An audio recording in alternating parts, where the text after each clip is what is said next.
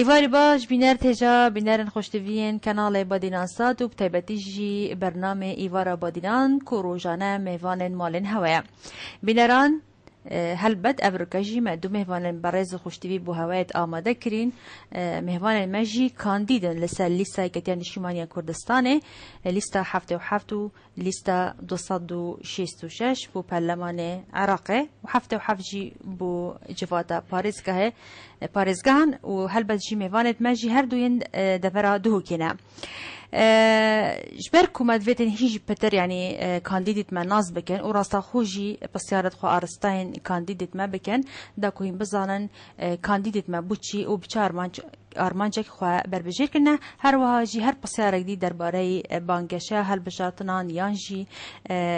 درباره جانا و روزانه یانجی هر دخازه کینجی بکن هند کارن راستا خو پیوندی ما بکن پسیارت خو آرستایی مهوانت ماید برز بکن مهوانت ماید افروکا زور برایس اندازیار اسماعیل طاهر برگاری بربجیر لیستا 266 یا اکتیان نشیمانی کردستان بو پارلمان عراق کاک اسماعیل جماراوی 5 جلسه لیسته هر و انداز برایس خالد اسعد کتو گوران بربجیر لیستا 77 یا بو جواتا پاریزگاه دو که اکتیان نشیمانی کردستان بجماره 41 بجنس نف لیسته ده میفاند برایس گلب خیراتم بو ایوارا بادینان گلب ممنون بله کاک اسماعیل دیش جانب بده دست بکم هل بد مدویتن همیشه است في بسیارش کاندیدیت مدکم و مهوانت مدکم وکی دست بگو که حوالاتیه کابوچی خواه بیجن بربجیر کریه یعنی بیجن کارنامه‌ای چیه کو اوکی کاندیدک نه بانگشی بخواد که نف حوالاتیان دب تایبتی جیل پارسگاه دو که بله براستی بدویتن از همی گفت نشوی نوع امرو کو اگه خود چنای کردن و یه ندیار بیتن و یه بیرکری بیتن مثل از همی گفت نوشول آدم خدمت داخل کی بکم. بله. ویجا پارلمان عراق باشترین در فدا بمروی که مروف حال بدات که ویره دا خدمت داخل کی خوب بکرد و خدمت داخل کردن بکردن و سر فرس نتوی رواتیتن و ویره خدمت بکردن. بله. برهم دیمن خو حل بجارد. تایبتی کسی که وکی جنابته کو پیشمرگی که دیرینه وکی بیشن همیشه ام حس کن او کسب چنه بو پارلمان عراق او کسی کو هستا نتواتی دفاع بلنده کو برگیریه یکی بیشن مافین کردا بکن الویره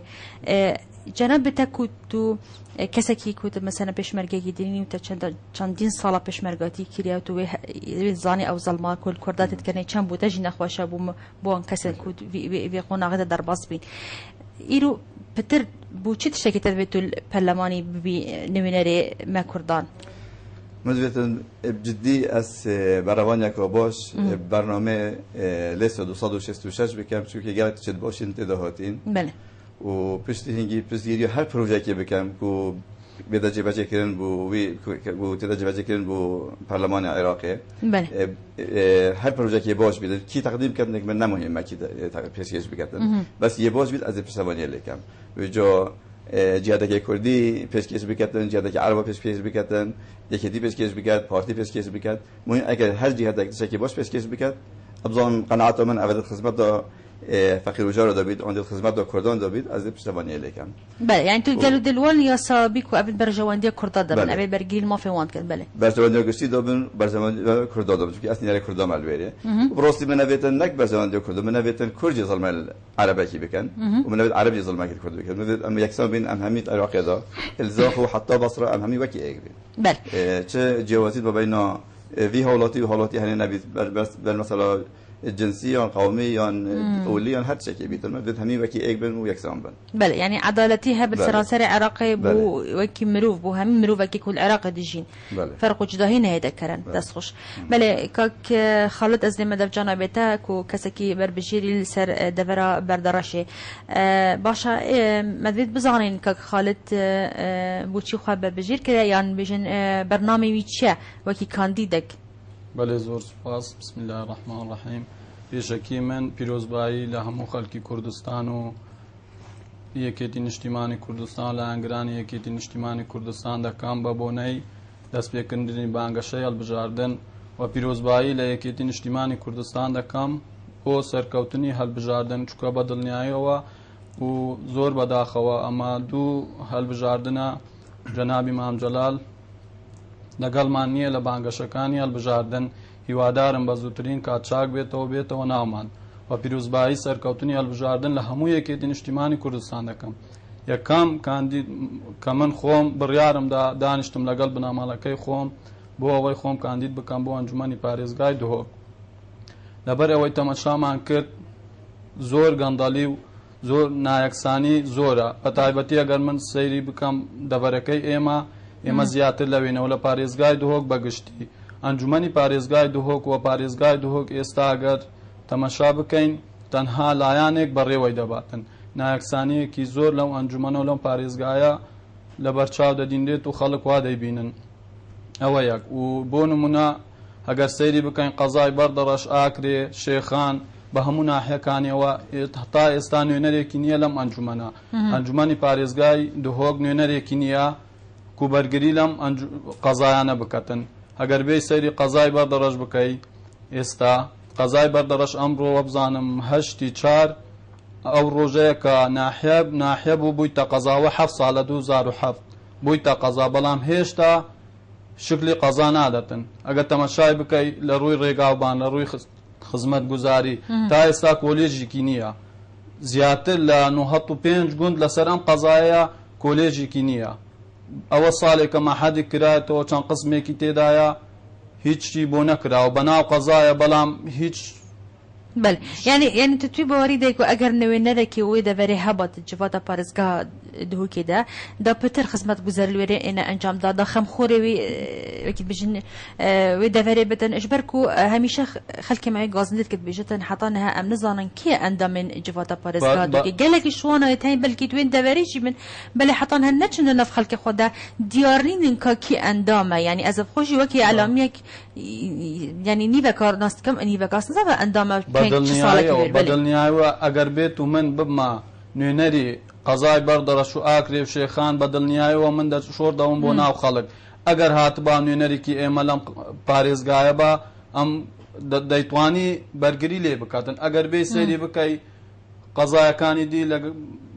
بەرامبەر بە قەزای بەردەڕەش زۆر شتی بۆ کراوە، بەڵام بۆ بەردەڕەش بۆ ئاکرێ بۆ شێخان نەکراوە. بۆ نمونە ئاکرە زیاتری بۆ کراوە. ئەمەش بۆ ئەوە دەگەڕێتەوە کە ئێمە نوێنەرێکمان نییە لە قەزای بەردەڕەش، هیچ نوێنەرێکی نییە لە ئەنجومەنی پارێزگا کە دیفاع لەم قەزایە بکەتن. باشە دشمە دەفکەوەی دیسە سەفەرین ئەمین بەحساوی دەبەری بەرفرەهی بکەن و بەحسان خزمەت گوزاریە کەن و بەحسا وان کێمۆکاسین کلوی دەبەری هەنە چنە و تەلبەرە پتر پێداگیری لەسەر چی خاڵێکی بکی یانجی بژین بەرگیری چ بکی ئام دەزبینە ناوچێ خزمەت گوزارێکی لێرە بکی بەس دەرفەت دمەکە کەوەی ئەوژی بەحسا وان بەندەب کە هەندێک تەبەحس کردێت ناف وەکی بژن ئەودیا خۆیان بانگەشی دەتت بێژی چارەسەرکردنا کێشەن هەرێمی گەل بەغدا وەک بەندێ 140 و نافتێ و پێشمەرگە بووجە و تە دەستنیشانکردنە گەلو ئەف کێشەیەن هادێ چاوێنە چارەسەرکردن بدیت ناتە اف کشت هنه ده هنا چهار سرکن شرط اولی کو کرد اکرازی خوب پارزن بغدا همی بیگ و پشتوانی 1% بکن یت نتوایی کو بزن که مافی کردانه و او مافت کو دستوری دهود بنا چسباندن اگر کرد اگرتی بن و فعلا دستوری دو خود مافت کرد هود نچسباندن اگرتی بن لان برانبر مجبوره اوجی استجابه بکتنو و أودك استجابة كبيتنو وأوجي اعتراف بقت أو ما في هوايا وأمجي ديفتوني بكأنه حدود دي ما هي لازم أم دستوجب أنا ده مثلا مادة صدوشل أم فارد عراق يانجي إيش هندك منصبة أو أنا جوري دي مادة صدوشل جوري هندك فارو هندك منصبة نكين أولوياتهم لازم أبو مادة صدوشل بيتن و ام مشكله خلق سنه حل كاين چونكي سن جيران منا وماده 140 مشكله مال سنه يعني نرجع شيعه الجلشي او ما مشكله منصبه هي ما مشكله براي هي من بيقول امر تاجيل بكاين يعني انك ما قالك منصب وقالك برا قالك مهم نبل انك ما عدمه مهمه چونكي اگر وجهك شروجا ما بينما مركزي نخرج بيتن ام سربي اخو ام اعلام بكين سربي اخو روج هينين بي كركوكي ام نشين بي شنغوري ام نشين بي خانقين ام نشين حتى ام شنغوري وكركوكي وخانقين نين سر هرمه هر کسی که راگهاندون کردستان یعنی سربي اخو کردستان روج هينيتن ده توشي شرمزاريه که بیتن تصور من بی کرکوکی و بی شنگاری و بی خانقینه بله یعنی دست بگی سنور خوام دست نشان کن ام اون دور وقتی بگاری سر هرم کردستانی پاشم بحثا هندی بگم سر بخو با سر بخونه بن کردستان بکن چون بی کرکوکی و بی اودی بی کرکوکی و شنگاری و خانقینه و مخمور و ابقازای دیتر بی وانم ده سر بخوی که نواج بیتن و ده کرد احتمال نوید مستقبلی باش نآوردن يعني ديروجي سما خراب دنويسيتن بل بجوز بري هر تشكيل لازم ام بحاول بدينكو او دفعت وقتيش كردستان زبرنا سر كردستان بل باشا اگر يعني امازون كو كيف بيجن اف كريزام كتنتي ده فان روجاك وفان هياما او نبينا بس بدنا كنا بو جاي وكو موشي خلكي كردستان تاخير بينها تبان كيف بيجن كيشكنا بين حكومتنا وحكومه العراق ذهبي باشا اگر اف كيش هر بردام بنونينا چاره سر كرنا اف كيشه نوينر الميت برلمان كردستان ديشن كاريري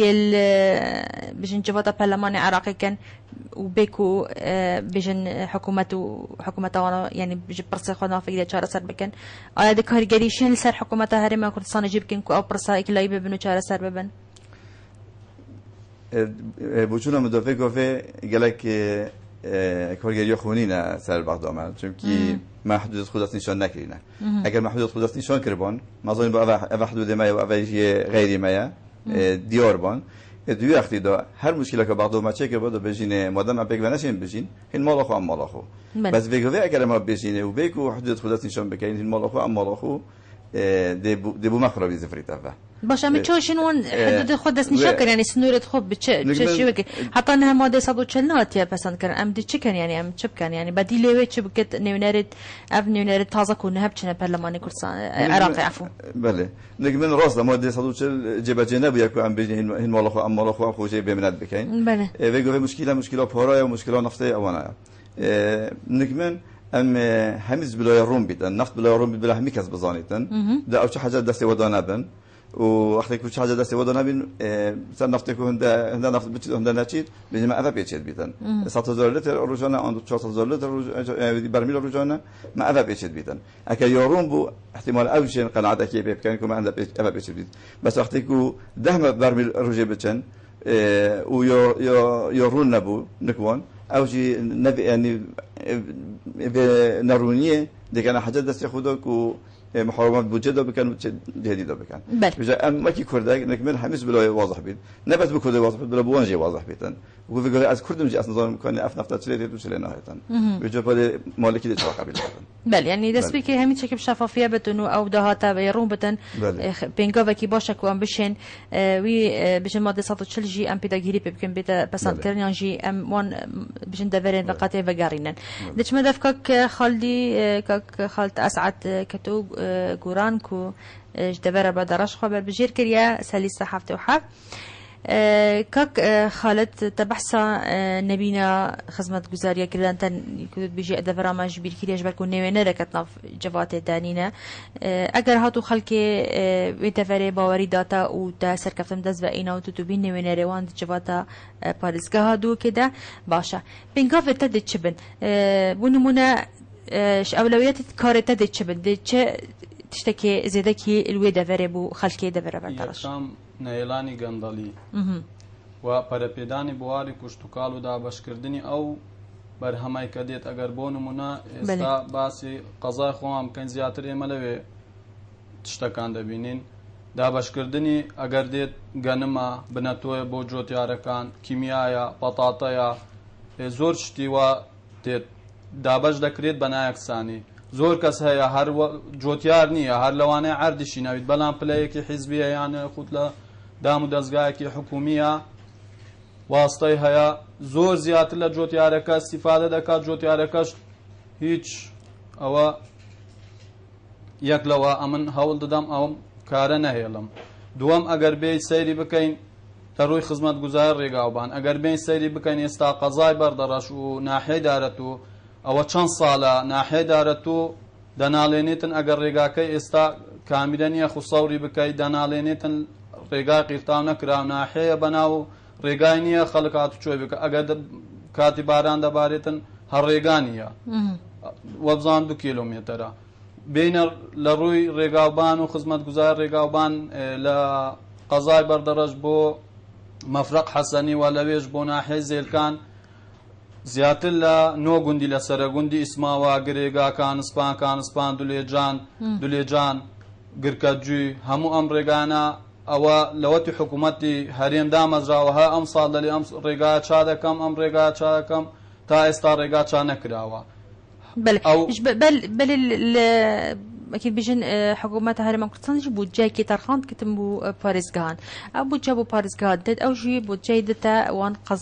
قەزایان کو پێویستی بودجەی و پارەی هەیە دیتناتە ئەو بەشێک و بودجەی بوو بەردەڕەش قەزا بەردەڕەش دێتە تەرخانکردن مەسەختن ئان دابینکردن الگۆر پێتیڤێن وێ دێتە دابینکردن یان ژیل وێرێ غەدرێک هاتیەکردن و هەمیشە خەڵکێ وێرێت بژە غەدرێل مەدێتەکردن یعنی فەرق و جودایی هەیە بینە قەزا و قەزایدا گەلو ئەوە ڕاستە یعنی بەتەکیت ئەیە ڕاستە ئەگە بین سەیری بکەین قەزا جیاوازی لە نێوان قەزای ئاگرێ و قەزای بەردەڕەش لەوانەیە سنووری قەزای بەردەڕەش زۆر فراوانتر بیت لە قەزای ئاکرێ بودجەی قەزای ئاکرێ 5 مەلیارە بودجەی قەزای بەردەڕەش 2 مەلیارە ئەم 2 مەلیارە بگرە ناحیەی ڕۆڤیە ناحیەی دارەت و ناحیەی کەڵک تازە گوند بوون بووینە ناحیە ئەتوو بە 2 مەلیار چۆن دەتوانی خزمەتی ئەم ناحیەیە بکەیت بەخۆی قەزا ناحیە بوو بوویتە قەزا تو ئەو 2 ملیارە لە قەزا بۆ خزمەتگوزاری قەزا تەرخان بکە یاخود بۆ ناحیەکان ناحیە ڕۆڤیە گوند بوو بوویتە ناحیە ئەگە سەیری بکەیت تەنها ڕێگا سەرێکێکیش لەوانەیەوە بەناو ڕوڤیات و چۆتان کردبیتن ڕێگا سەرێکەکەیشی بە ڕێگا ناچیت ناحیەیەش ئەگە بێنا کۆڵانەکانی هەر لە گوند خراپترە هیچی بۆ نەکراوە باشە بەستێنی تەنێ بناو بیە قەزا یعنی لە ڕووی دیەک و وەکی بژێن بە شێوێ داهاتی دوێ پێویستە بدەنەیان لێسەر بکەن وەک پێویست نادن ینی بەس تەنێ وەک ناف ینی وەک دڵخۆشکردنێک بوو خەڵکی وێ دەبەرێکردنا قەزا بەڵێ بەس بەنابیگە قەزا بۆ نمونە برادێکمان هەیە پێ دێژن لوقمان قەتێ لە بەردەڕەش چویە نک جەناوی مام جەلال نوکتەیەکی گوتی قەزای بەدەڕەش سەر بە قەزای ئاکرەیە گوتی نا قەزای بەدەڕەش سەر بە پارێزگای دۆکە گوتی من دەزانم بەڵام ئێمە بەس بەناو قەزاینا نەخۆ قەزا نییە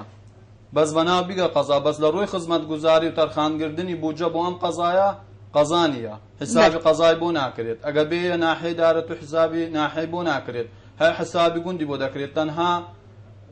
خانیەکیان گرتووە ئەوە ناحەیە و ئەوە مەرکەز شوڕتەیە و نازامەوە چییە بەس بەناو ناحەیە و هیچ پێوەری زۆر باشە زۆر باشە من پەیوەندیت هەیە ئەمزانن هاوڵاتیەتمایان بینەرێتمێت خوشتیوی وان چ پرسیارەکەی یان چ کۆمنتەکەی لەسەر بابەتی کاک سبحیل گەلمە فەرموو الو ئێواری باش ئێواری باش سەرچاوا سلام چۆنی باشین سەرچاوا زۆر سپاس دەستخۆشی بەرنامەکەتیان خێرانە میوانێتەتیان هەر ساغ بێ تایبەت هەندسکاوای گەلەک سپاس بوده ما برنامه خیلی یعنی پیج و جیان ایشون داده پیج و جین بلا ام حاله بگم بلا ام دوگ پیج و بجین اصلا که رونی بله ها یعنی ما خکی که رونی سلیمانی تو خو یعنی زون مثلا جا یعنی ما چند پیشمرگی هی پیشمرگی ما تقریبا تایبت پیشمرگی ما دیرین بله همه مجموعه پیشمرگی ما دیرین یعنی نکته 5-6 نفره حتی که هم بباشین ویدو که وی همه حال دو پیشمرگی پشتونی نمونه حتی که یعنی حسا خوب اویدیو خوب یعنی نواجت او پیشمرگی ما یعنی خود جوازی و مبین و جیانا ما دو که های هم ده چوشی یعنی فرق جوازی مقرافی راجع بله دست خودی برنامه ترکم اگر زحمت ندید مهندسکا یعنی جواب ما در ظلم بله سر چوازور سپاس بو باش دارته کاک صبحی شران نتقل بی کاک عمر فرمو الو چانی باشی گلک سپاس تشکیل خیراتنی هر دو میوانید باریستم هر ساغ بی او تایبتی خالد مسعد کتو بله کاندیدا جماره 41 ام پشتوانیاوی کن او کرکی هجاره یا گشتی هجاری خو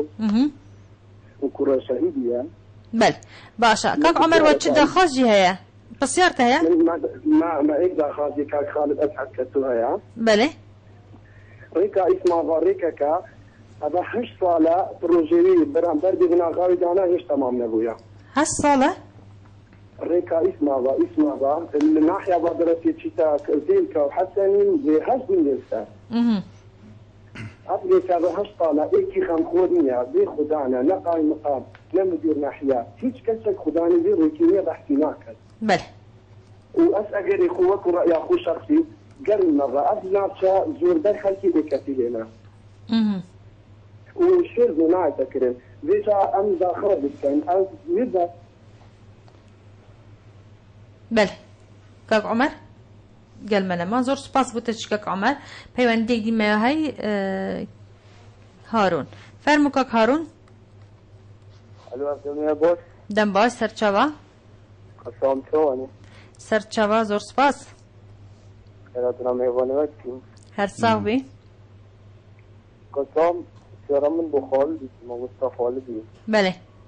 يعني قلت مدريد أس نعلم كو جاندالي بيد كرن يعني دستي قدين كو جاندالي أدوان انتخابات هذا يعني باري بسن كوياتيت كرن يعني منا تحكي هر كانديدك عن كره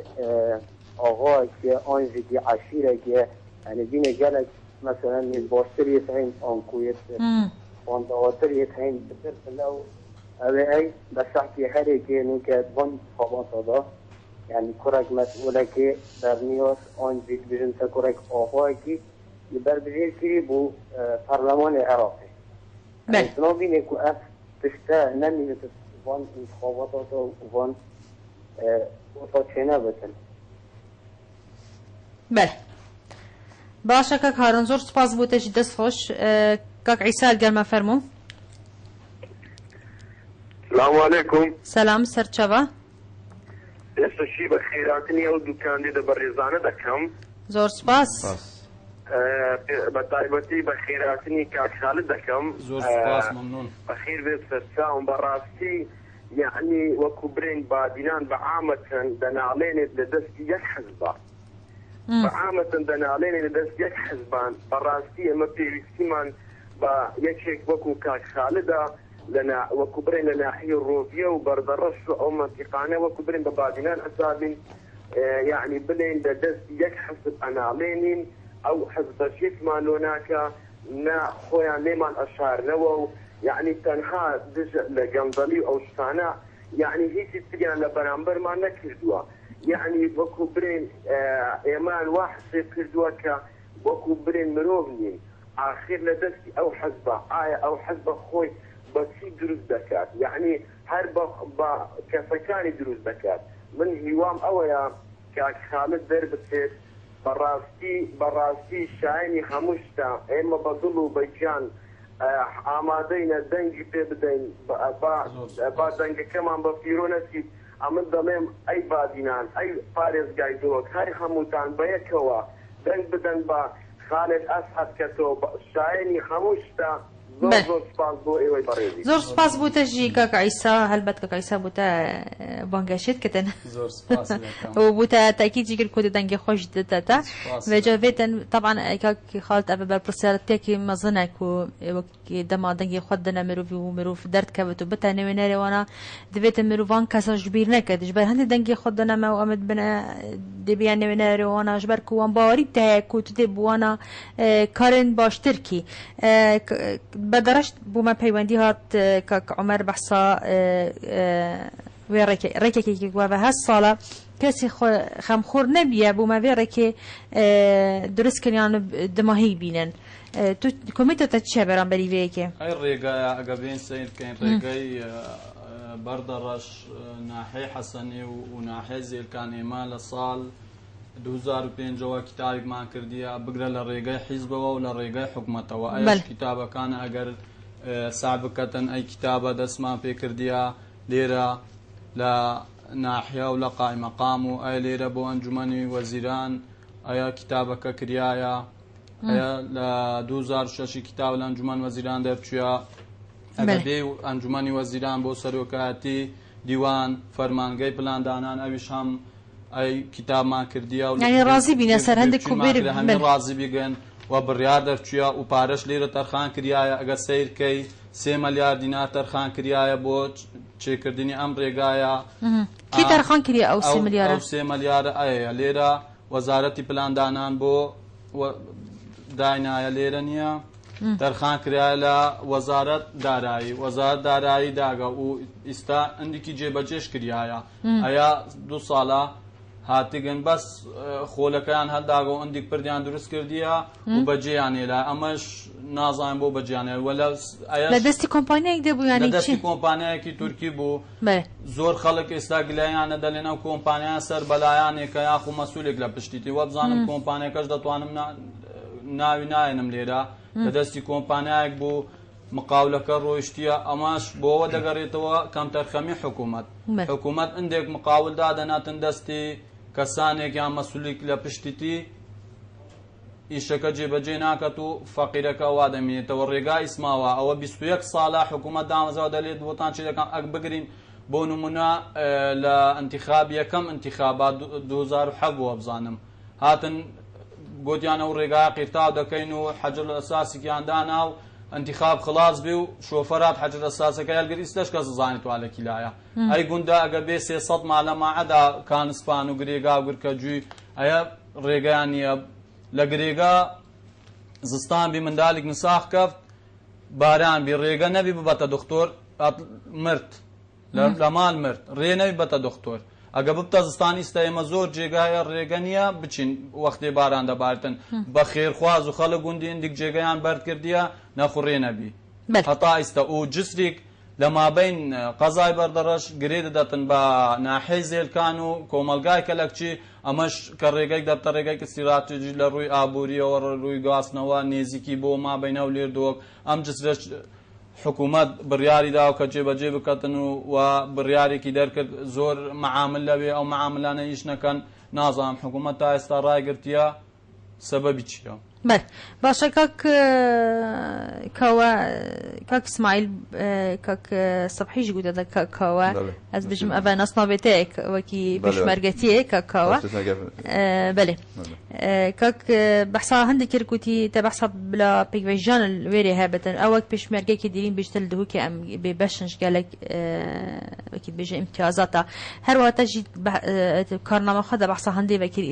خاڵێکی کری ڕازبەکردنا موچە و دەرماڵین فەرمانبەر و خانەنشینی الهەرێمێ دگەل هەف کیڤین وان لە عێراقە یعنی بەرە وەکی وان موچەی وەرگرن مەبەسە تا ئەوە دی چاوە شێن vê çendê bikin yani nêwênerit me ev cara biçine Perlemana Iraqê. Hemî pêkhodên Iraqê Şia Sunna Kurd hemî behsî pêkvejiyanê dikin. Belê. û her kesek bixwe wesa tefsîr dike pêkvejiyan pîsekî heqî zêdetir bî heqî hevalê bî. Bes eger ew ku me tashiya do me gotê em dê dirsoyî bikin û dîv distûrî em dê wî wextî doşeyên hinek tişe ser beramberî xwe jî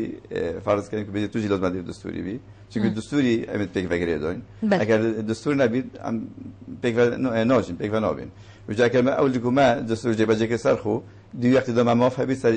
beramberî xwe jî cêbecê bikin ser sunnayê cêbecê bikin ser şîayê cêbecê bikin. Jo bu pêkvejiyanê lazim tiştek rabîtek me beyne me hebî ya rêk û pêk bîtin peywendiyek rêk û pêk û ew jî distûr e. بله باشا انه حتى انها مثلا موچين ام تزانه فرق وجده هي موچه ده هي يعني قالك جرى دي برخد ين بغداد موچه وان زدترشين هرم كردستاني وكي ام هكر باخف من جو بتا دمي او دي بشن ام همي ولطكي قرتينا وهمي عراقينا باشا اگر ام همي عراقينا وجلسي بر عراق دنا بوچي فرق وجده هي موچي ودر مالي ده هي فرق وجده خشتي موچه دونينا موچه همي وكي اكل الزاخو حتى بصره موچه بنارتی همین وکی ایکه بس فرقش دوی در مالا ده هی او در مالا دویره هی بغدانینن هنده در مالا هنده کت کم و هنده که بغدایت هی الفرینینن و ودی ماهیه هنده موچه بنارتی کو موچه دوانزم بچه بو زیاده کرد بو از نکنه او جیبه کردی آن بس فتره کدریش او جیبه نکرد بو و موچه خانشین وشی دیف یاسانی حتی وقتی کلاسان جیبه نکردیه و یاسا همیل بغداد داد کردن یاسا بغداد داد کردن هرم حقيقة يعني موشو أودي دسكوريات ده بكتن يدفن دیت نتا دستکاری هاته کردن عندك موچاده نكو دسكوريات ده كرن يوصلني جبا جناكي هاي دي في يوصل كمان شماني واحدة يوصلني دركفت يو كمان أوتوماتيكيا له بيتن باشه همیشه پیشمرگه گازندش بودجا خواد کتن موچه خواد کتن باشه بوچی موچه پیشمرگه همیشه کیمه یعنی ابدا چه ایت درست کردن راز بکردن موچه مثلا پیشمرگه نه بس بودجا احتمال نگرک مشکلی دجی پیشمرگه هی او جه هیو گرده دستور عراق و کوهستان نهاد جبه چیکرن اگر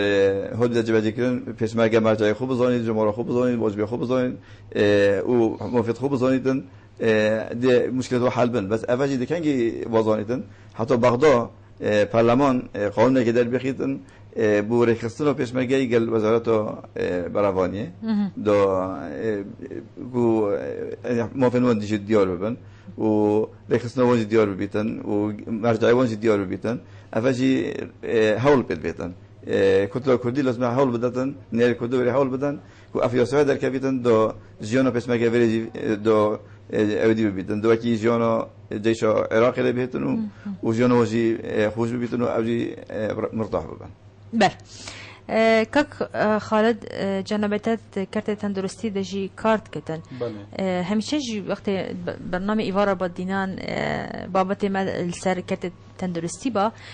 پیوندی بو مشروع دبرت تن کو بنگهن تندرستین باش نین وری یان بو چندم جمره کال وری کارت کن ما او بنگهنین کو اگر رودانه چی به امزانج او رکا کو رکا رکا نخوشه او روشنینه کو ریدانه هاتو چت ده رینه دن الویرکه و پی تی وی جهن تندرستی های بنگهن تندرستی های یت بلاس کو چاره سر بکن حطب گهن پارس کا دو کی رگ دیره لی همیشه خلکی وری گازندات کنه برای کاوی برنامه بیجن دكتور تایبەت مدنینن یان جی بجن بنگهن تندرستین باش نین الویره قالوا وکی تو کسک الویره و تخوا بر بجیر کردی چند دیو چون سروی بابتکی یان دی چکی بواند وی بابتی ده بله زور راست اگر بیتون بمانین علی ام دبرا راستا راز دکتوری تایبەت مانیه استامن بخوم او 4 ساعت دوام دکم لقضای بردرج دکتوری پسپور مانیه بنکه کی تندرستی مانه یا امن لوی ما لوانه عند روشها 250 مراجع معناها بنكيك تندرستي لنا بدرش بنكيك تندرستي دي معناها لسر خيلكي بيدالين بله بلام دكتوري تايبد من مانيه اوازو راستا عندك روشها سائق اسحاف كان ورز دبن لوانه اسحاف للرقاء حادثه الردايه ولاده بقدا تا استا دكتوري كتابتي افرتان مانيه لكاتي ولاده بو ولاده إسحاق للرية تلفون ده كان ورا حادثات ورا ولادية ورا أويا مستمر أجور رجاي بردر شاكري رفيار رجاي كي يك سايدي إشتنا بيتا دو سايد لوانيا هيج حفتانية دو سي حادثة لو رجاي روينا دتن باشاو مصرفي لو رجاي لو هاتو شيء إسحافة دكريتو موظفة ما عندي دبي بينا برتا دكتوري كتابة دين مبي بالوي بي دوام بكتو دكتوري كي بسبوري افرتان دينم بو ولاده و مستشفى مان تا استا مستشفى مان نيه اگه قضاء بردرش تماشای بكي بناو قضاء بلام مستشفى تا استا مستشفى نيه مستشفى نيه تا استا حساب بنكي تندرسي مان بوده كان لروي درمانه تا استا درماني بيش مان بونات زور درمان هيا استا لو بنكي تندرستي نيه من بخوم لوي دوام دكم او 4 ساله علاج دنوسينيه لبي لبروي ليرة كحساب بودا كان حسابي بنكي تندرسيت لقال كان حاجة حسابي مستشفيات لقالنا كان بنكي تندرسيت أجر قضاء أبد مستشفى جاب أجر قضاء بالتأكيد أم قضايك للروي دانشتوانه والزياتر لأنه هاد جندي للسرا بل در فترة ده ما أصدق بيوندي من انتامي وبيوندي ورقرم كاك أحمد الجرم فرمو كاك أحمد ثواني باشي سر شباز ورسباس قراتنا ميواني سكين هر صاحبي تایبەتی کار خالد گۆران بله پرسیارێک من بۆ کار خالد هەیە بله پرسیارە من ئەوە بۆ کار خالد وەکو خوێندکارێکی کۆمەلگا کەلەکچی خواندنا خۆ تەمام کردیە لە کۆمەلگا کەلەکچی 7 ساڵ ئەو وێرێک بووە بله وێجا بەرنامەوی چییە بۆ کۆمەلگا کەلەکچی کو ناحیە بڕیار کو کەلەکچی سنووکە بڕیار هاتیە دان بتە ناحیە بەس هیوادارم ئەو بانگەشەی هەڵبژاردن نەبیت بڕیارە ناحیەبوونا کەلەکچی بله برنامه و سولویسی با ناحیه کلکچی و وفایق و حفظ لویره خواندن خود تمام کردی و نوکو کاندید سر لیست حرکت اجتماعی کردستان و اندنگی خود دینه و پشتیوانی لید که این بزی چلویان بزی که خالد گلگ من زور سپاس بودش که احمد بابی لو کیل گل ما فرمو ایوار باش ایواری باش سرچاوا ما بسیار که شما کاندیدا هایی بله ایت خود حل بجیرن آیا او برای دید خود تایبتن یا با خلق یکینه دوباره بسیار خو من هاجی نبی او برای دید خود تایبت با پارلمان یا دایان جی محافظه یا هر چیزی گیدی چون گفت دستحجه رابطه بدوا گلکن هکه ها تو سارب دنه خان یا همه چیز فایت هنگ بله آیا با برای خود تایبت آن با خلق یکیشن هکه ها دو قرارک بده دانان بشن هر پارلمانه که رابطه 400,000 و تقاعدها 150,000 آیا دو خود بر بجیدن یا نه بله باشه یعنی بخور بر بجیدن هایه بله باشه گشت پیامت زور سپاس که باب لاو کیل گلمه بید دست خوش بله بینر تجا خوشتی بیم دید چنه ناف برا که پشتی ناف برای می بردای میدن ایوارا بادیدان کرم کن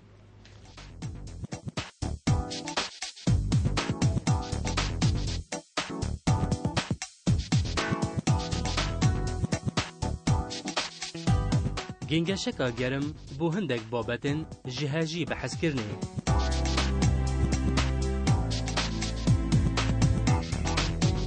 برنامه بکرمانجی همی هفتیان دلوان دمین دیار کری لسر شاشا بادینان ساد هیتا پیشکش کرن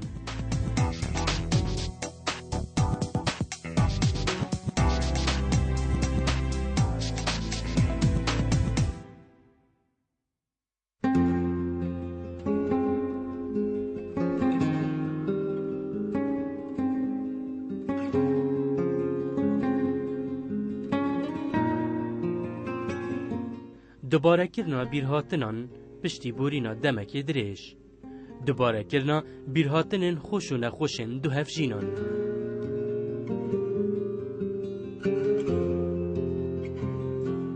برنامه بیرهاتن هر دو هفتیان جاره که دلوان دمین دیار کری هیتا پیشکش کرن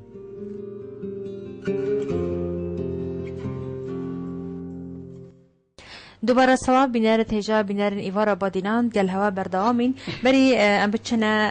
و بهم ودانه هل بعد دو پیوندی مورد تنوانجی پسیارش مکرن ام دیوان پسیارجی آرسته میوانت خواهد برس کن اندازیار اسماعیل طاهر برگاری بر بجیر لیستا 266 بو پارلمان عراق یا یکتیان شمالی کردستان جمهور 5 هر وها خالد اسعد کتو گوران بر بجیر لیستا 77 بو جواتا پارزگاه دو که لیسته کتیان شمالی کردستان و جمهوره 41 که اسماعیل بریم بچنه بهم ودانه دو پیوندی مهاتن بله مدویتن ام برسوا پسیار که هارونی جبدن کجباتی فاش مکر بی اوی گوت ما گلو نگندلی جی کو کره آقا خبر بجیرت کتن تو چت بجی کومنتات چیه؟ ما في خو بربزير كني هر كساكي هاي بله هر كساكي هاي وده شروط معينة عمره 25 سال بيتون ظالم خين دولية معينة بيد ما في هر كساكي هاي بس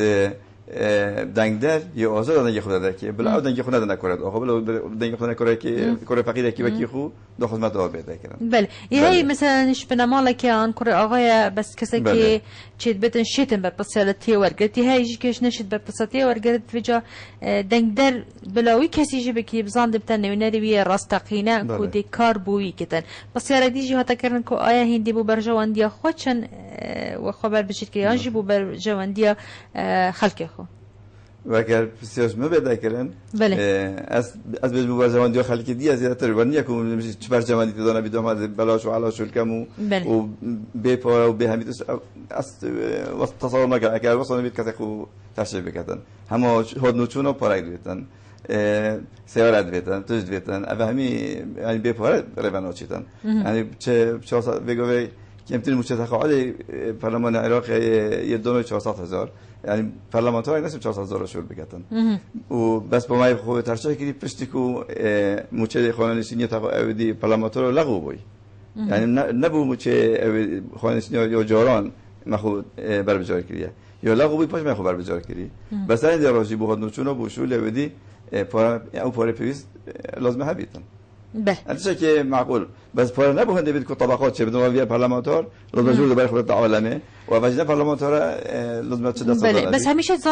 زان کو موچه کی باشتنه برلمانتارن چین کردستان چین عراقی جبرندی یعنی خلک ما یعنی خلک کی هی هجاره یعنی حقی ویج اوج خاص کتن اوج جانا کی باش ده بجیتن همین کسی ما فیزیونک و کرامتی های همین کسی یعنی کم چه کسی بیتن مادام انسان ما فیزیون که خوش فیزیون که مکرم یا هی و پارلمانتاری جی ما فی هی کو او پارلمان ثابت کو شوله خوب بگیرن و فیزیون که عادی جی بجیتن من نبود چه طبقات چه بین ما بین پارلمانتار و خلکی دیداری فرق یک جوازیه که بیتن و کی یک بین نزدیکی یک بین مصانع بیتن بله آیا اگر ها تو خلکی مبارید تا تو سکتم دست اینا ان شاء الله جناب تا چه برنامه که کو تو هاری کاری هندک کسابه کیان برنامه دو اكو از يعني هندك موشيخو هوري كوريا فقيره بكم هوري كوريا نساخ بكم هوري كوريا هندك مشاريع بسيط بكم بله كاك خالد بسري بوده جهاد کو خلک بجین کلکچی کو جناب تحفظ على الوربي آية برنامج تذهبي يان جوان إنا بيرتنها وتل بيوندي ما بكرن إنا نبيرتا كو مجبير نكو دي برنامج تشفت بوما نا بالتأكيد أمن ليرة وادس خوشي ليكيك ما مستعاني كلكچي دكام وبرادر كانم وخينكار كانم وهمو كوملغاي كلكچي لبر أوي من قرداري كوملغاي كلكچي ما أمن حفظ على كوملغاي كلكچي راست للصفية كطا أعدادهم خلاص كرمن لك كلكچي دم خواست ما بين أو حفظ على يك شيءكم نبو يك عجزي يك قصيك ناخوش لقال كوملغاي كلكچي لبر أوي همويان خوان ببراي من دزاني من يان ببراي خوان دزاني من تاكيك بوملوان استاش أمن أليرا برنامج من أويا أقربي سيري كوملغاي كلكچي بكين أمن راستا لسر قضاي بردرش كانديد كرام بلام كوملغاي كلكچيش لا بليم لقضاي بردرش زياتر لو من لروي أقربيتو أمن بما نينري وان لوي قضاي كلكچي تلين بويتا ناحية بلام هوادارم أو بانگشي هالبجاردن نبيتن تا استا كوملغاي أقربي سيري كلكچي بكين كلكچي زياتر لسوسي گوندي لخوي گرتوا بريارك درچو دلين بويتا ناحية بلام نازانم بانگشي هالبجاردن يا خود برسميات بويتا اگر برسميات بويتا تا استا هيچ نكراوا بله هیچ ڕێگا و شوێنێکی قانون نەگرایەوە بەرکاوە بۆ ناحیە و دەست پێ بکات و ناحیە بیت و ئەوە بیت و ئەمن کەلەکچی ئەگەر بێت تا ئێستا گەنجێکی زۆری لێیە و گەنجی زیرەکی لێیە کەلەکچی وەبزانن چ ساڵ نییە دوو سێ کەس لێ دەرنەچیتن بۆ کولیای تۆپ کولیای هەندەسا زۆر زیرەکن هەمووش جۆتیارن هەمووی فەقیرن هەمووی بە فەقیری گەیشتنێ ئەگەر بێت کەلەکچی بۆ لە ڕووی ئیش بۆ نمونە 30 گوند لە خۆی دەگریتن دەڵێن بوویتە ناحیە بەڵام ناحیە نییە ئەگەر بێ بەناو شەقامی کەلەکچی بچی ڕێگا سەرەکیەکە ڕێگایەکە هەروەکو ڕێگای گوندە ئەگە بچیە کۆڵانەکانیش قیرتاو نەکراوە تەنها ئەو شوێنانەی لە بەرچاوە بۆی کراوە سنتەر تا ئێستا سنتەرێکی گەنجان نییە لە کەلەکچی سنتەرێکە یە دوو خانیان گرتووە هەگە سەیری بکەی دەڵێ ئەوە چییە خانی ئەویش سنتەرەکە لە ژێر دەستی حیزبە تا ئێستا پەرتوخانەی نییە وەکو قەزای بەڕەش تا ئێستا بنکەیەکی تەندروستی مەزبوطی نییە کەلەکچی بنکەی تەندروستی نییە باشە هەمیشە ینی ئەف کەسین و خەبەر بژیت کردین لەوەی دەبێرێ بەحسا نەبینە خزمەتگوزاریت کەن بەحسا نەبینە بنگەین تەندروستی بەحسا گەلێک ینی وەسە دیار دەبێت و خزمەتگوزاری گەلێک کێمە لەوێرە هاتنە ئەنجامدان باشە ئەvە نیشانە هەندێک و نەعەدالەتێک یانجی بژن دادپەروەری نەبێت بۆ قەزاوی بدەکەن باشە ئەو نەعەدالەتیە تو دێ چەند شێ نەهێلی ئان بەکی دەگوتی گەندەلی هەیە و ئەس ناهێلم گەندەلی هەبەتەن ئەمن یەکەم جار کە خۆم کاندید کردووە گوتیتم هەتا پێم بکرێت پێداگیری لەسەر ئەوە دەکەم نەهێڵانی گەندەڵی و دژی ئەو کەسە دەبم کە دەست درێژ بکات بۆ گەندەڵی لەم پارێزگایە بەرگری دەکەم بۆ نەهێڵانی گەندەڵی لەگەڵ هەر کەسێکیش دەجەنگم ئەگەر گەندەڵی بکەتن لەبەر ئەوەی ئەگەر بین سەیری بکەین بودجەیەکی زۆر لەبەر دەستمان هەیە لە پارێزگا بۆ نمونە پترۆ دۆلار ئەگەر پارێزگای دهۆک لە هەموو شوێنەکان نەفتە ئێستا قەزای بەردەڕشەوە چەند ساڵە نەفت بیرە نەفتی هەیە و نەفت دەڕوا بەڵام چ بۆ کرایە هەر ماوە ناماوە چەند گەنجێک چەند کەسێک خڕ دەکانەوە دەڵێنەوە لەسەر حیسابی بودجەی نەفت و نازانم چی چەند کۆمپیۆتەرێک بە خەڵک دەن کۆمپیۆتەر قیمەتی چییە بە 2 وەرەقەیە ئەمن دەتوانم بچم 50 کۆمپیۆتەر بکڕم دابەش بکەم بەڵام ئەو تۆ ئەو نەفتەی دەفرۆشی ئەو پارەی و نەفتە بۆ چێ دەچی باشە بۆ خزمەتی قەزای پێ ناکەی ڕێگای پێچێ ناکەی قوتابخانەی پێدانانەی نەخۆشخانەی پێدانانەی ئەوە ئەو پارەیە بۆ چێ دەچی کەس نازانێ ئەو پارێکی ئەگەر بێ زۆر جار لەسەر بەردەڕەش ساحکەی لەبەر بۆنی دووکەلی ئەم نەفتە ناتوانی بژی ئەم خەڵکەدا ناڵێنی لە بێ خزمەت گوزار ڕێگاوبان لە هەموو ڕێیەکەوە خزمەت گوزاری نەکراوە ئەگەر بێ سەیری بکەی ئێستا گەڕێکێک هەیە پێی دەڵێن گەڕێکی پۆتیناوە لە بەردەڕەش کەس دەبێت تەزستان ناتوانانی بە سیارش بەوێدا بچی لەوانەیە زۆر جار دیتیبتان لە تەلەڤیزۆن دەرکەفت بیت بله باشه که اسماعیل بمجدر چه نبیته که ام بحثا گنجان جی بکن و بحثا درفت انکاری بکن تا اشارت بهنده کرید برنامه خود که درفت کاری هم بین رخصاندن بو گنجان بو بیکارا دی چه امیشین وی درفت کاری پیدا بکن یعنی بچه شوه که یعنی جبر که ما دیدن که وقتی اف موچه نهاتی ما دید که خلق ما پتریان موچه خور درکتن یعنی ما تصور نکر که هنده ورجا زیده هرم کردستان همی ام موچه خور بن بلی کسی کاری که کارن تایبت بکت کیم درکتن یعنی نبین بچون هم فدوی هندکی یاسا درکن حکم ایودی پارلمان کردستان جی و پارلمان بغداد جی که آسانکاری بو دانون پروژه بده که پروژه مازن استراتژی آسانکاری بو بده کردن. بله. زیادتر بو ریک بن سلفا بدنه کهربی بدنه بلاش ضریب دو کیم بکن دو پروژه استراتژی مازن بین دانان. ایجاد پروژه مثلا معمل و آوانا پیش‌سازی پروژه یه چاندن پروژه سیاحتی پروژه گرگ بین دانان و آسانکاری و بهتر کردن و اگر اف پروژه زور بون اف خلقی کو داخوازا دامازران دید کردن حکومت دا دیبر خودت بره و یادجی چه خلقی دو حکومت دو مافه خانه‌نشینی هیا اوانجی مافه خانه‌نشینی هبید اوانجی مافه ورگرتن عردی هبید اوانجی مافه هر چه که هر فرمانبری که هر موافقه که دادن بو فرمانبری که بونجی بدادن دی وقتی دو خلق نه حکومت بزنی مردم از این سر بود جو حکومته خلقی پوچن جاگیدی شول کن و ده هم ده مثلا در شوی زانکوی و در شوی عدادی آواد حتی کریکور اوج خو استفاده کنه مثلا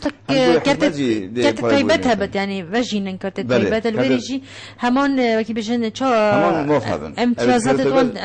الحکومت ده هنا فرمانبر وانجی هبت خدمتان باید بو حساب کردن خانه‌نشینی هبت و همان پاره‌جی مثلا اندازیار اكيد کرت تایبت دو 30 سال شول کرد و کرت حکومتی 30 سال شول کرد خانه‌نشینی وکی یک بیتن بله کریکوار که کرت تایبت دو 30 سال شد کرد و کرت حکومت 30 سال شد کرد خانه‌نشینی ها و کی یک بیتن دی وقتی دو خلق نباشه حکومت مردم از این خلق چون بخوشول کردن کرت تایبت و دیسم با کرت تایبت وقتی آسانکاری و بهنه کردن جاده و ضریب دور کم کن و زیر معامله داره و بن تعقیدات او سوله و دانه بن زیر اجازه و برهنان آن بدنه دی وقتی داد خلقو بود د سور دی دفعه کاری زور بیتون شول زور بیتن او زاخدنا که در حکومت بود مازران دنیا باشه بدیتنا تبو چی کرت تایبت هنده گرینگی بینات دانیان جن بین کرت تایبت کیمه یا اگر هبت جواب برهنان هبت انجیل بیجن دستت لاین سیاسی ام پارت تدایا یعنی تنها بین ایرو فرا یعنی کوب کرت تایبت آزادانه کار خواه بکتن یعنی بیت جدا کردنش دستوردان لاین دی نجمن برنامه احتمال برنامه چند حزب که بیتن کو کارت تایبت دی لواز بیتن داخل دای من بشکل برسی بنو محتاجی دستیوان بنو سلطه حزب در نکبنو چنان حزب که ما تعیین کنو که من زوج شریف کنو دبینا حزبی ما بکناش پلیس و دبینا حزبی ما بکناش پیشمرگه بروجك هو ساكو بودنگدانه کو کار بین بودنگدانه و کار بین بودجی یک و دوجی لگوه الكردستان اگر جيشكان اجتماعي بيتن دو حزب ليك هفن جيشكان اجتماعي وكسرينا ليأخذ او حزب نشر اذا شبكار بين بولك دانا ايقودو بس اگر جيش بدي تسكير حزبي ولا دانان وجيش في حزب هنا بيت او حزب ليك هفن دي جيش دانا ايقودو دي ام زاريك انما هم دي زاريك احتمال او حزب زاريك بكان بس فويدك وقتي جهد يا حزبي بله ببوره جناب تجي كي اندازير كي كهربائي اسوارم سیستم ما هي كهربائي تشاد بيني تنابيني بي دي في بجورين هف سيستم نيد ديجيتالي هي وكي جهاني جبرگو همیشه وقت پاره گرب ما اف حالاتي همیشه گازنداد که تو هر سیستم ما وکی بره خودت من بو کاره به دیسان اوج بیتا کارت طیبات و اصلا کاری بو و برهنان بیتا کردن و اویزگت و برهنان دانن اویزگت و برهنان بو هر کسی که اصلا کاری بیتا کردن بو شخصی هنه و حزب هنه و دست ایوی و ایلیت رابطن حکومت یاسایی که در بخید بو و برهنان کهربی و وقتی بیتن ویزگاهی که دانیتن شروط خو اعلام بکردن هر کسی که او شروجه بگیرن ما فهمیتن ویزگاهی دانیتن نه دزی و الله و بلا فلان کسی بیت و بلا فلان کسی بیتن بشكل قانوني وريكوبيك ومناقصه او بن يعني يمشي بجنا عدالتي كي تدهي جدا بشكرنا دا بشكرنا كهرباء دا سيستمي دا بقول شهر زيك فترة تدهي اوكي عند الزيارة بس كده اصلا نظام اكا بقول مثلا قال لك ليس بورا هي وسلا بدي هي نكمن فيري كهرب جرانترال خاري جرانترال يعني افغانيا نا في شخص نداره انجمن وزیران تعلیمات بدر کردی قرار بدر کردی ده حوصله پاره کهربی برگردن بس هر انجمن وزیران شد بگوهریدن گلای جرا ده مواطنین ده بیزن با من هنده یهودی با جیران هنده یهودی او نبی دقیق است که احتمال آنجا که هود بیتن جیران المال بیدار خدا بیته یا یده که بیت سریک یا جی مثلا گلوب دو وکی اجنبن یا هیتری دو وکی اجنبن یعنی چه اجازه دوت کهربی وکی اجنبن اول نبی دم مبارک کلاز مهمی وکی اج بیتن بس از اطرافت كان كهرب ويري جرانترا ابدي المثل نكبته مركزي شو جرانترا يعني وحده جرانترا وحده دست نشان كريم فوري جرانترا باشا بوشي جرانترا دينانه والله جا قناعه انجمني وزيران لجنه كوچيكري چند مستشار اجتدابون احتمال چند وزير اجتدابون چند يعني خلق كشارات اجتدابون يتجاز نهنده كو كوسا كرب بشكل بيتن وحكومت مركزي جيب خصوصا خود دارن به اشتراک خود دارن وسایل بره گله گرانتن حکومت مرکزی باشه اف نوکا گربا ما هي آیا برنامه های بو چند سال دی ما چند یعنی ترامه که آیا